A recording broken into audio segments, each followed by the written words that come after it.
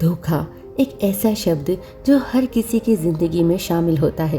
कभी न कभी वो इस शब्द की हकीकत से जरूर गुजरता है। एक बार एक गुरु के किसी शिष्य ने गुरु से पूछा, इस दुनिया में सब मतलबी हैं, तो ऐसे में हम लोगों पर विश्वास कैसे करें। इस पर गुरु ने शिष्य से कहा कि दुनिया में सभी एक जैसे नहीं होते, कुछ हमारा साथ देने वाले भी होते हैं। फिर शिष्य कहता है, गुरुवर, हम ये कैसे जान सकते हैं कि ये इंसान हमें धोखा दे सकता है या फिर यह इंसान हमारा साथ दे सकता है। इस पर गुरु शिष्य से बोलते हैं कि चलो मैं तुम्हें एक कहानी सुनाता हूँ, उस कहानी में तुम्हारे प्रश्न का जवाब तुम्हें मिल जाएगा। एक बार एक गांव में एक सपेरा रहा करता था। वो सपेरा रात दिन उस सर्प को अपनी बीन के साथ नचाया करता था। बीन के आगे नाच नाच कर सर्प बहुत दुखी हो गया था। वो सपेरे के चंगुल से निकलना चाहता था, मगर सपेरा उसे नचाने के बाद पिटारी में बंद करके रखता था। सर्प अब तो इस बात से ज़्यादा दुखी था कि वो दिन भर सपेरे की बीन के आगे नाचता और रात में उसे चूहे नचाते थे। दरअसल बात ये थी कि सपेरा सर्प को पिटारे में बंद करके सोने के लिए चला जाता था, पर जिस कमरे में सर्प को रखा जाता था उस कमरे में चूहे बहुत थे। वो बार बार उस पिटारे आदि पे चढ़कर उछल कूद किया करते थे, जिसके कारण वह सर्प रात को चैन की नींद नहीं सो पाता था। सर्प रात भर चूहों से बड़ा परेशान रहता था। वो पिटारे में बंद होने के कारण उन्हें खा भी नहीं सकता था। एक दिन सर्प के मन में एक युक्ति आई कि अपना काम बनाने के लिए आपको अपने से छोटों के आगे भी झुक जाना चाहिए। बड़ा कार्य करने के लिए शत्रु से मित्रता करनी पड़े तो कर लेनी चाहिए। जैसे समुद्र से अमृत निकालने के लिए देवताओं ने अपने शत्रु दैत्यों से भी सहायता ली थी। एक दिन सर्प उनमें से एक पिटारे पर बैठे चूहे से बोला कि चूहा भाई, राम राम, क्या तुम हमारा मित्र बनना पसंद करोगे? हमारा इस दुनिया में कोई अपना कहने वाला नहीं। ऐसे लोगों के जीवन को धिक्कार है जो बस इतने बड़े संसार में अकेला रहना चाहते हैं, जो एक थोड़े से लालच के कारण मिलजुल कर रहना ही नहीं चाहते। कौन क्या लेकर आया था और कौन क्या लेकर जाएगा। वो सर्प की मीठी बातें सुनकर चूहा बोला, अरे भाई, तेरी और मेरी क्या मित्रता। शत्रु और शत्रु पर विश्वास करने का मतलब है अपना नाश करवाना।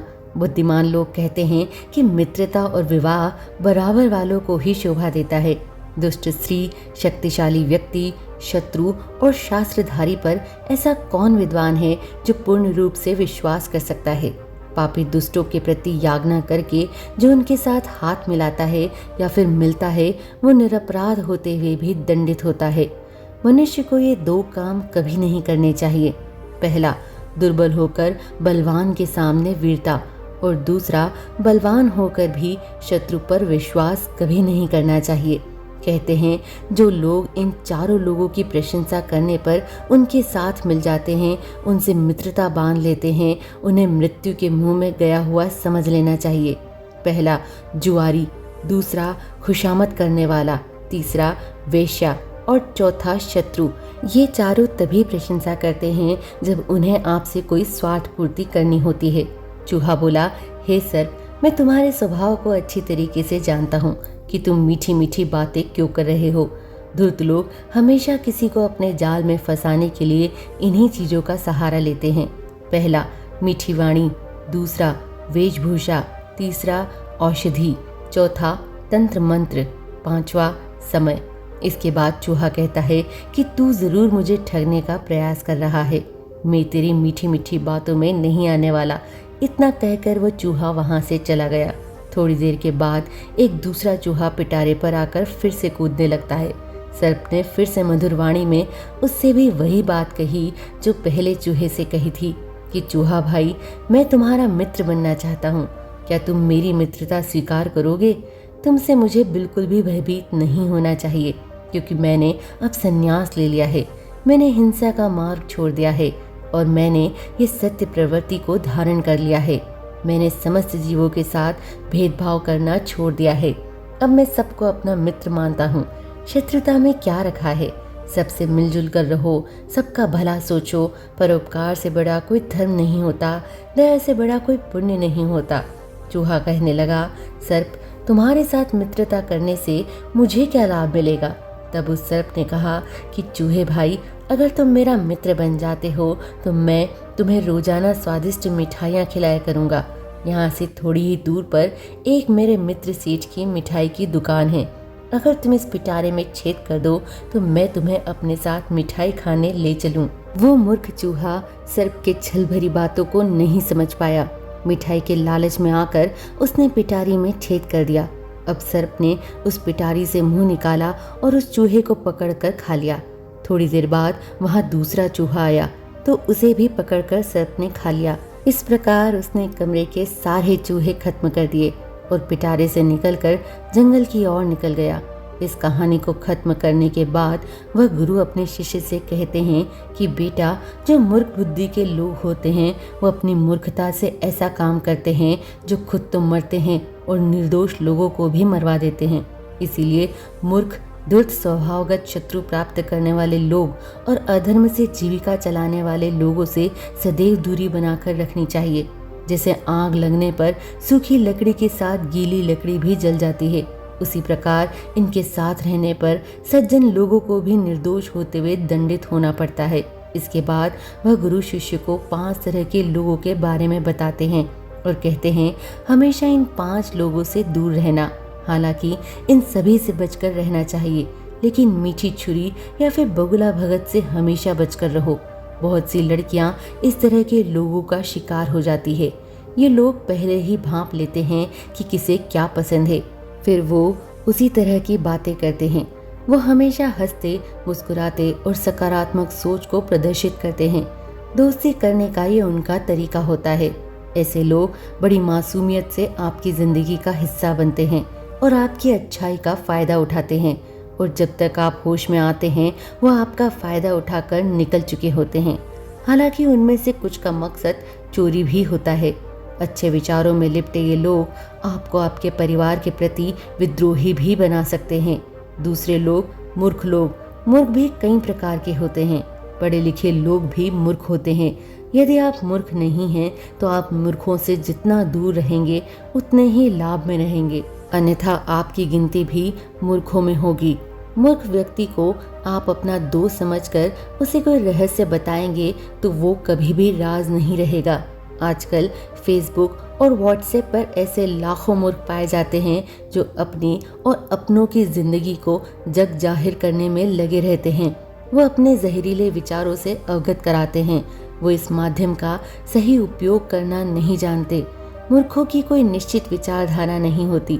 यह भी कहा जाता है कि मूर्ख व्यक्ति से ज्ञान की बातें नहीं करनी चाहिए। मूर्ख व्यक्ति का आप कितना ही भला क्यों न कर ले, वो कभी भी पलट जाएगा। व्यक्ति के साथ सोच समझकर ही व्यवहार करना चाहिए। हो सके तो उससे बचकर निकल जाएं तो बेहतर है।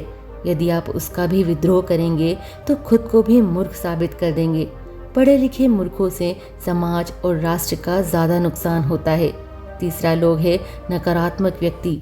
बहुत से ऐसे लोग होते हैं, उनके समक्ष कुछ भी कहो वो तर्क वितर्क करके उसमें नकारात्मकता खोज ही लेंगे। ऐसे लोगों में संशय, दुविधा, छल और डर रहता है।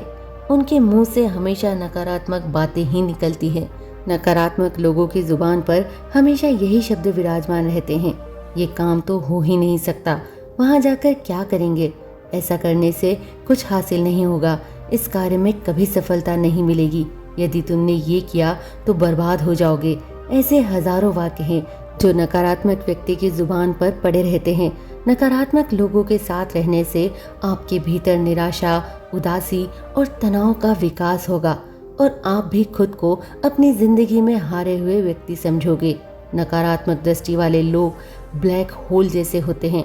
वो अचानक आकर हमारी पूरी ऊर्जा खींच लेते हैं।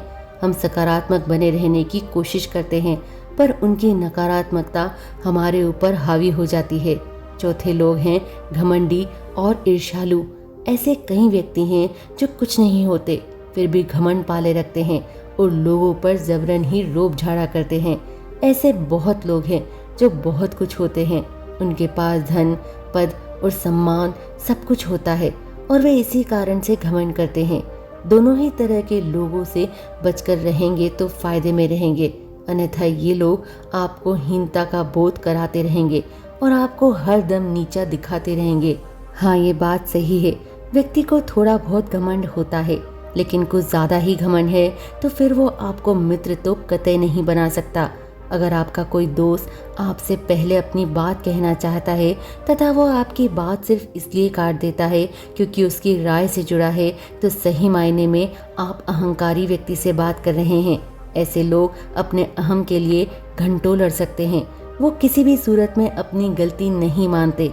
आपने देखे होंगे इस तरह के लोग अक्सर आसपास मिल जाएंगे जो आपसे ईर्ष्या रखते हैं, तो उनकी ईर्ष्या कभी भी दुश्मनी में बदल सकती है। वो हर बार आपके बारे में बुरा ही सोचेंगे। आपके प्रति दरिंदा की भावना रखते हुए भी अक्सर ईर्ष्यालु हो जाते हैं। ऐसे लोगों से दूर रहें। आप भी उनके जैसे होकर अपने लक्ष्य से भटक जाएंगे, साथ ही साथ समय और ऊर्जा भी नष्ट कर लेंगे। जो दोस्त सच में आपके दोस्त होते हैं वो आपको देखकर जलते नहीं हैं। समस्या ये है कि आपसे जलने वाले लोग आमतौर पर छुपे रहते हैं। वो ऊपर से तो हंसते रहते हैं, लेकिन उनके भीतर ही भीतर ईर्ष्या की आंख धधक रही होती है। आप उनकी आंखों में यह सब देख सकते हैं। कई बार तो उनके शब्द भी उनके राज जाहिर कर देते हैं। पांचवे और अंतिम लोग स्वार्थी लोग होते हैं, जिनसे हमेशा दूर रहना चाहिए। व्यक्ति को हमेशा स्वार्थी लोगों की पहचान कर उनसे दूर हो जाना चाहिए। यह केवल अपना स्वार्थ या फायदा देखते हैं और इसके लिए वे दूसरों के नुकसान की परवाह भी नहीं करते। ऐसे लोगों के साथ रहने से न केवल आपको नुकसान पहुंचता है, बल्कि कई स्थितियों में आप किसी भी संकट में पड़ सकते हैं। एक स्वार्थी व्यक्ति वो है जो केवल अपने सुकून की परवाह करता है, भले ही वो किसी और को पीड़ा पहुंचा दे। ये 5 बातें कहकर गुरु अपने शिष्य को कहते हैं, इन 5 लोगों से दूर रहना। जीवन में कभी भी पछताने का अवसर नहीं मिलेगा। आज के लिए बस इतना ही। मिलेंगे फिर किसी नई बात और नई कहानी के साथ।